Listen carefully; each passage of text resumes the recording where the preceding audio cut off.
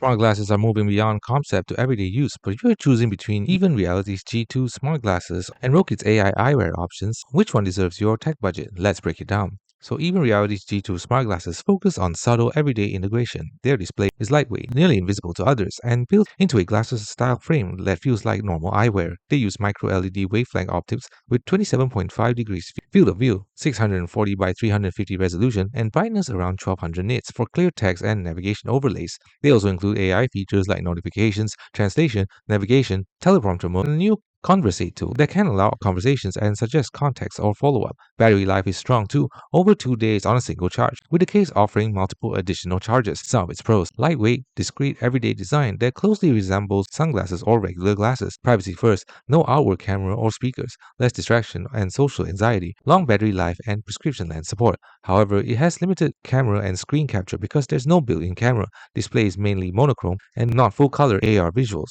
It's best for users who want a discreet AI helpful wearable that feels like everyday eyewear, especially if privacy and comfort matter. The Rokid smart glasses takes a different tack by including cameras and richer computer vision. They let you translate text in real time, take photos and short video, and interact via voice or gesture. Some of its pros: camera and richer scene understanding, capture images, translate on the fly, and interact with the world. Often lighter hardware and basic AI tasks like voice summaries and object recognition, and broader app and task support if you want more than just notifications. However, it has heavier and bulkier frames than G2, can be less comfortable for all-day eyewear, battery life tends to be lower, half a day without extended packs, and display implementation and clarity may lag behind dedicated wavelength design of G2, with some users noting visible light bleed or lower contrast. It's best for users who want camera-enabled AR and full AI vision, especially for translation, object info, and creative capture. So which one is better?